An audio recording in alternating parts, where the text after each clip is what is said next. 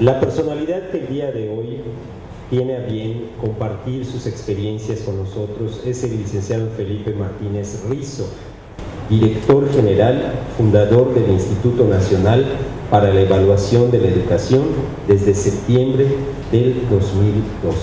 Bienvenido, maestro Felipe Martínez Rizo.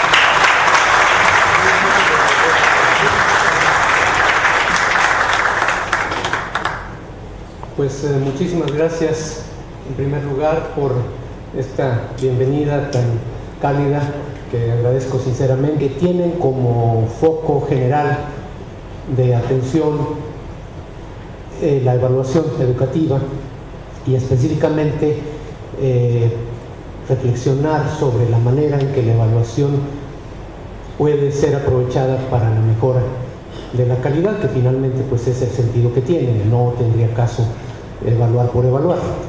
Sin embargo, pues hay diferentes evaluaciones y a mí me toca hablarles de un tipo muy especial de evaluación, que son las pruebas que tienen como propósito evaluar el sistema educativo como tal. Vamos un poquito a precisar esto en el transcurso de la presentación. Simplemente menciono que esto es lo que le toca hacer al Instituto Nacional para la Evaluación de la Educación. En nuestro país hay diferentes evaluaciones, algunas a cargo de la Secretaría de Educación Pública, otras del Instituto, hay las evaluaciones internacionales y vamos a reflexionar sobre unas de estas evaluaciones. Como introducción, creo que es muy obvio, casi no necesitaría decirse, pero por ahí hay que comenzar, que el nivel de aprendizaje que alcanzan los alumnos en un grado escolar, en un nivel educativo, es sin duda una dimensión fundamental de la calidad de un sistema educativo, pero no es la única dimensión. Por eso, como no es la única dimensión, la evaluación tiene que incluir que se apliquen instrumentos para ver cómo está ese nivel de aprendizaje, pero no es lo único que se tiene que hacer. Se tienen que ver también otras dimensiones de la calidad, por ejemplo, la cobertura del sistema educativo. Muchas veces se contrapone cobertura y calidad. Yo creo que no hay que contraponerlas. El concepto de calidad es más amplio, incluye al de cobertura e incluye otras cosas. Fíjense simplemente en esto: si un sistema educativo no atiende a todos los niños que debe de atender, no es bueno, aunque aquellos niños que sí sean atendidos tengan un nivel muy alto. Obviamente, lo primero que tiene que hacer un sistema educativo pues es atender a todos los que tiene que atender. Entonces, por eso la cobertura es una dimensión de la calidad. Yo no contrapongo cobertura a calidad. Cobertura es diferente de nivel de aprendizaje, pero ambos elementos son dimensiones de la calidad. La calidad incluye la atención de todos los niños que deban ser atendidos, la cobertura, los niveles de aprendizaje de esos niños y otros aspectos. También la eficiencia del sistema, la equidad, el impacto en la vida adulta, etc. Sin embargo, en la presentación que voy a hacer me voy a limitar solamente a lo que tiene que ver con niveles de aprendizaje, porque ese es el tema que nos ocupa. Pero insisto en que debemos de tener claro que no es lo único que nos debe de interesar al valorar qué tan bueno es nuestro sistema educativo. Con esa idea, entonces, vamos a analizar un poquito las evaluaciones de aprendizaje, teniendo en cuenta otros tipos de evaluación, con dos aspectos muy particulares que son los que tienen ustedes en las dos viñetas que están ahora en pantalla. Por un lado, la distinción entre evaluación en gran escala y evaluación en aula, y en segundo lugar, los propósitos de una evaluación, que pueden ser diferentes, y las características que se derivan de uno u otro propósito. Ven ustedes, son dos puntos que vamos a plantear en esta introducción. El primero, la distinción entre evaluación en gran escala y evaluación en aula. El segundo, propósitos de la evaluación y características derivadas. Por lo que se refiere, bueno, hay que decir que la evaluación es algo muy antiguo en el sistema educativo. De hecho, siempre que ha habido educación ha habido evaluación, de alguna manera. Pero tradicionalmente la evaluación estaba solamente a cargo de cada maestro. Obviamente, parte del trabajo de un maestro consiste en verificar si sus alumnos están o no aprendiendo lo que él quiere que aprendan. Obviamente el maestro no puede hacer su trabajo ignorando qué pasa con los alumnos, tiene que estar detectando si los alumnos van aprendiendo o no. Si van aprendiendo, pues muy bien, y si no, pues el maestro tiene que ajustar su trabajo de tal manera que se logre el objetivo, que es que aprendan. Entonces la evaluación es muy antigua, pero cuando los sistemas educativos solamente llegaban a una minoría privilegiada, pensemos en nuestro país hace un siglo, al final del Porfiriato, no todos los niños tenían acceso a la escuela, solamente una minoría, alrededor de una tercera parte de los niños llegaba a la escuela y 2/3 partes no llegaban. Cuando esto pasaba, cuando había estos sistemas muy elitistas, también eran más homogéneos.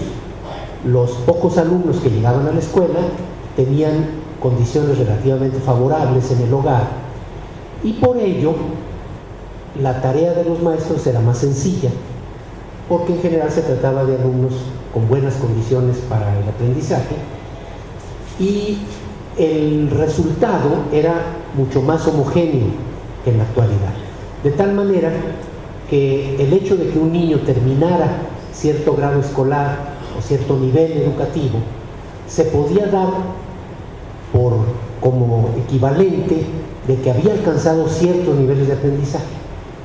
Obviamente, si un niño terminaba la primaria, hay que recordar, obviamente no se acuerda uno personalmente, pero en la medida en que los sistemas educativos crecen y van atendiendo a una proporción mayor de niños, la heterogeneidad crece. Van llegando niños que ya no provienen de hogares favorecidos, van llegando niños cada vez más de contextos menos favorables, y entonces la evaluación que hacen los maestros se va adaptando de una manera lógica a esa situación. Los maestros, al evaluar, utilizan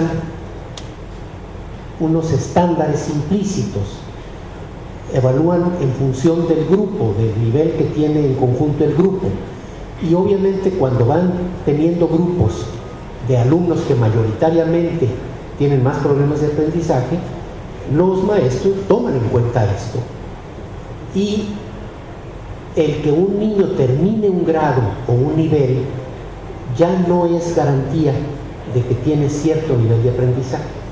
Y sabemos que esto es lo que nos pasa en la actualidad. 2 niños pueden terminar sexto de primaria y uno lee perfectamente, tiene un excelente nivel de lectura, redacta, hace cuentas, etcétera, y otro no. Otro puede leer con mucha dificultad. O sea, terminar un grado ya no es garantía de tener cierto nivel, porque se va aumentando la heterogeneidad de los grupos.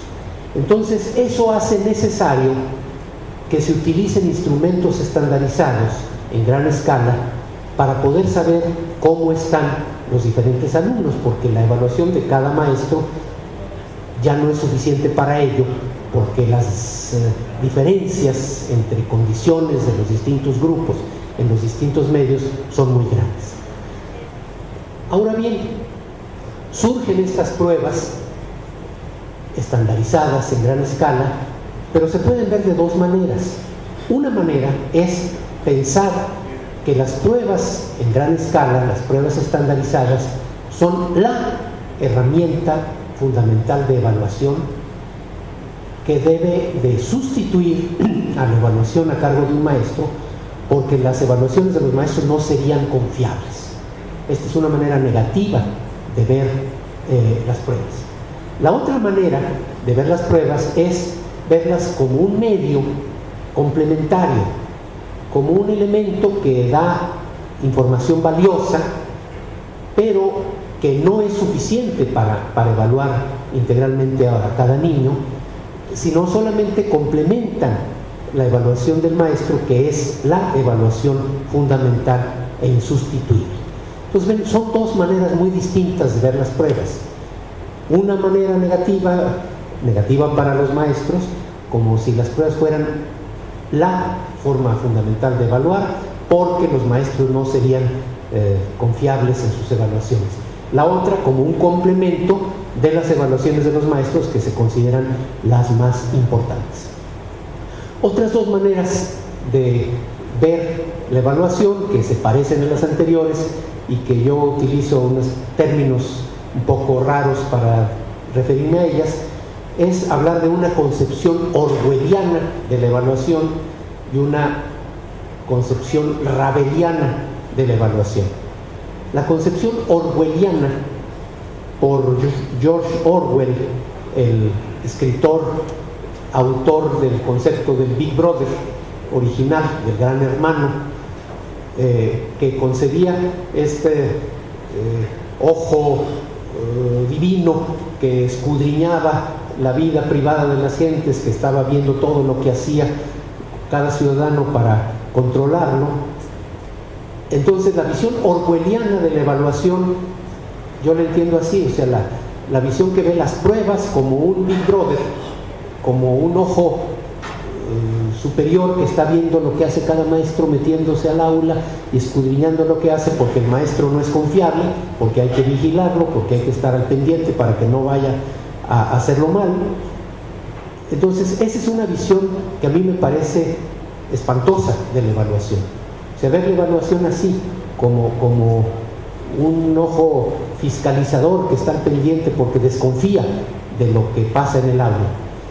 Y en cambio una visión rabeliana, el autor en que me inspiro para esto es mucho menos conocido, es un señor uruguayo que tiene una visión muy bonita de la evaluación, que se llama Pedro Ravela, y que precisamente insiste en ver al maestro como el agente fundamental de la evaluación y las pruebas como un complemento que le pueden ayudar hasta cierto punto.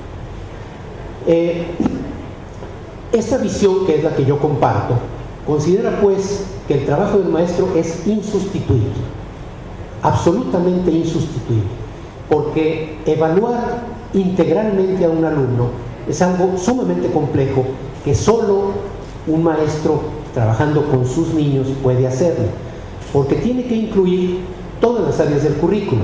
Ustedes saben que las pruebas en gran escala típicamente solo atienden algunos aspectos del currículo, típicamente lectura y matemáticas, pero el currículo incluye muchas otras cosas. Pero además debe de incluir todos los niveles cognitivos, todos los niveles de complejidad cognitiva. Sabemos también que las pruebas en gran escala típicamente solo son adecuadas para evaluar niveles relativamente simples de toda la gama de complejidad que debe de manejarse en la escuela.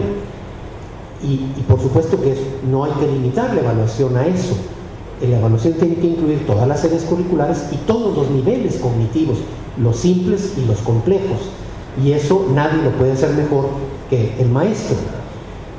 Pero además hay que ver los avances, no nomás ver el resultado al final, sino verlo también al principio y también en medio y también permanentemente, a ver cómo va avanzando cada niño. Además hay que ver las circunstancias personales de cada niño, hay que ver los aspectos no cognitivos, los aspectos actitudinales, valorales, etc.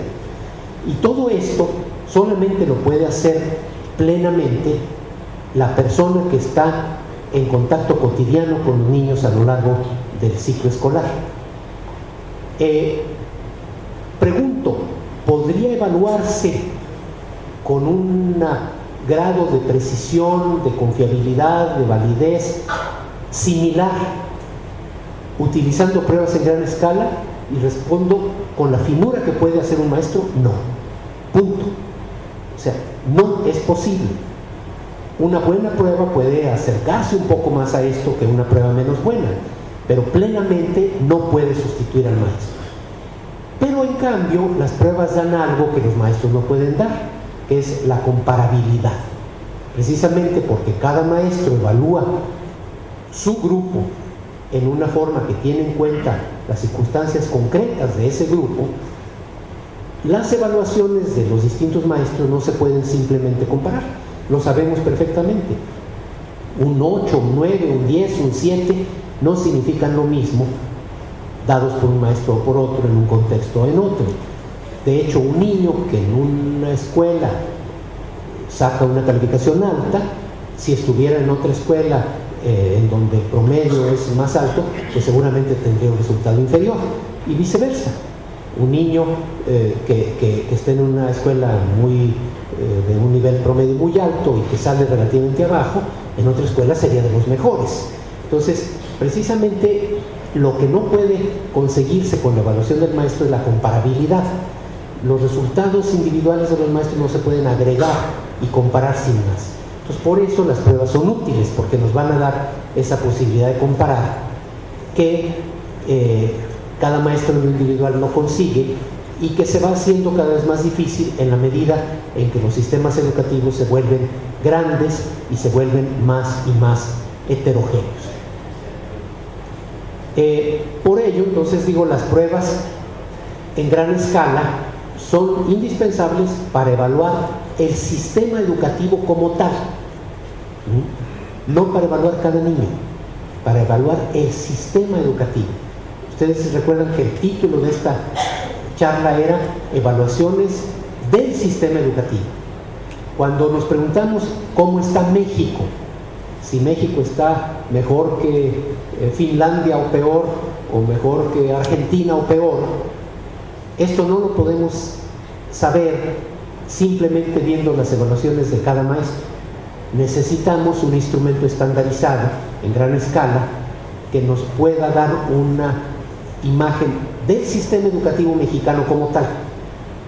Entonces, por eso las pruebas en gran escala, unas son especialmente diseñadas y apropiadas para la evaluación del sistema educativo como tal. Muy bien. El segundo puntito, todavía estamos en la introducción, que vamos a analizar es los propósitos que tienen las evaluaciones y sus implicaciones. Hay un principio básico que está allí resaltado en negritas, que es que las características técnicas de una prueba tienen sentido en función del propósito que persigue esa prueba. No todas las pruebas son iguales, al contrario, hay muchos tipos de pruebas diferentes y cada uno se hace de manera distinta. ¿Y de qué depende eso? Depende del propósito que se persigue. Doy dos ejemplos muy usuales. Unas pruebas pueden tener como propósito seleccionar a los mejores candidatos para algo en el futuro, para que entren a una carrera universitaria o a una preparatoria o a una secundaria o a una escuela normal o a X. O sea, son pruebas de ingreso, pruebas de selección, pruebas de admisión. Y otro propósito muy diferente es medir el grado en que los alumnos alcanzan los objetivos curriculares, o sea, al final de un ciclo, ¿sí? Las primeras pruebas están viendo hacia adelante, seleccionando para el futuro. Las segundas están viendo hacia atrás, viendo qué se consiguió en el pasado. Y estos propósitos traen consigo consecuencias técnicas muy precisas. Fíjense ustedes, si el propósito es seleccionar alumnos, se derivan algunas características como estas. Primero, interés por la dimensión predictiva de la validez. Estos son unos terminajos un poco técnicos validez, confiabilidad, son dos de las cualidades que debe tener una prueba, pero la validez tiene varias facetas, varias dimensiones. Hay validez predictiva, hay validez concurrente, hay validez de contenido, hay validez de constructo, etc. Las pruebas de selección privilegian la dimensión predictiva de la validez. Predictiva, o sea que pueden predecir. Si son pruebas para seleccionar alumnos, entonces nos interesa predecir qué posibilidades de éxito tienen los seleccionados. Y por eso las pruebas de selección le dan especial importancia a las habilidades intelectuales y no a los contenidos. Las pruebas de selección típicamente tienen contenidos de capacidad de razonamiento abstracto, capacidad de razonamiento verbal, capacidad de razonamiento numérico, y no contenidos.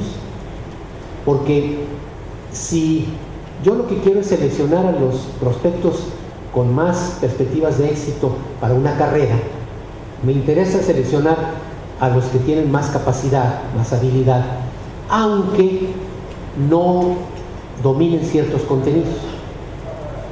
Típicamente, cuando uno hace este tipo de cosas y hace por un lado una prueba de admisión y por otro lado ve los promedios que traen los muchachos en los estudios anteriores, no siempre coinciden las cosas. Y es muy típico que un alumno o una alumna vaya y se queje y diga, pues es que yo tengo muy buenas calificaciones y según la prueba no soy tan bueno, es que esa prueba está mal. Pues no, no necesariamente, porque es posible que un alumno tenga muy buenas calificaciones, mejores que otro, y sin embargo que el muchacho que tiene menores calificaciones tenga más capacidad. Eso no es raro. Sabemos que a veces los alumnos más listos son más inquietos, son más latosos, no hacen bien su trabajo, no hacen las tareas, no se esfuerzan permanentemente porque se confían a su capacidad y tienen calificaciones inferiores. Y que a veces alumnos de menor capacidad, pero más empeñosos, más dóciles, se esfuerzan más regularmente y tienen mejores calificaciones, aunque tengan menor capacidad. Entonces son dos cosas diferentes. Una cosa es la capacidad y otra cosa es el resultado previo. A veces coinciden, a veces no. Y si yo quiero seleccionar los mejores aspirantes para una carrera en el futuro, es más importante la capacidad que los conocimientos previos. Estos muchachos son bien listos, pues bueno, flojearon un poco en prepa, pero son re listos, me interesan. Este otro muchacho no era muy listo, pero era muy talachero, muy machetero, me interesa menos, ¿verdad? En fin, son dos cosas diferentes, Entonces, los exámenes de selección, las pruebas de admisión, privilegian habilidades. Oiga, pero es que no se sabe una serie de cosas que venían en los planes de estudio. Pues sí, pero a mí me interesa menos eso. Otra característica técnica que está en la segunda viñeta, muy importante, fíjense, que no solemos pensar, es que las pruebas de selección sistemáticamente eliminan preguntas muy fáciles y preguntas muy difíciles y se quedan solamente con preguntas de dificultad media. ¿Por qué? Porque si yo pongo una pregunta muy fácil, que todos los aspirantes la responden bien, no me sirve para seleccionar. Y si pongo una pregunta muy difícil, que ningún aspirante responde bien, tampoco me sirve para seleccionar. Entonces no me interesa poner preguntas ni muy fáciles ni muy difíciles. Me interesan preguntas medias, que unos alumnos responden bien y otros mal. Y entonces me permiten distinguir y escoger, ¿verdad? Entonces, estas son características de una prueba de selección. En cambio, una prueba de aprovechamiento, para ver si se cumplieron objetivos curriculares, entonces no le interesa predecir el futuro, le interesa ver qué pasó antes, le interesa la dimensión concurrente de la validez, viendo, y entonces debería de haber coincidencia entre el resultado de la prueba y las calificaciones de los maestros, porque ambos están viendo si el alumno aprendió lo que se le trató de enseñar. El contenido tiene que ser alineado a los contenidos curriculares. y no habilidades. O sea, no me interesa ver qué tan listo es el muchacho, no estoy viendo inteligencia, estoy viendo qué tanto aprendió de lo que le quise enseñar, independientemente de si era más listo o menos listo. La capacidad depende de su familia, de sus papás, de otras cosas. El aprendizaje pues depende de qué tanto estudió y de qué tanto le enseñé, de qué tanto cumplí el programa, etc. Y entonces no debo de eliminar las preguntas fáciles ni las difíciles. Las preguntas más fáciles corresponderán, obviamente, a los aspectos más fundamentales del currículum. Tan fundamentales que yo espero que todos los niños los manejen. Y entonces digo, ¿para qué lo pregunto? Pues para ver si es cierto. ¿Y qué pasa si todos los niños la responden bien? Pues me da muchísimo gusto. Oiga, pero es que entonces usted no va a poder escoger a los mejores para el siguiente ciclo. Es que no es mi propósito. No estoy haciendo una prueba de selección. Estoy haciendo una prueba de rendimiento. Entonces, no debo de quitar las preguntas más sencillas. Vamos a dejarlas a verificar a ver si los niños las manejan. Si me llevo la sorpresa de que no, pues me debe preocupar. Digo, ah, caray, hay niños que no manejan ni siquiera lo más elemental. Si todos lo manejan, pues qué bueno, me da mucho gusto. Y tampoco debo de quitar las preguntas más difíciles, aunque ningún niño la responda bien. ¿Y entonces para qué? Pues para verlo, porque si el currículo incluye eso, yo tengo que preguntar a ver si se consiguió o no.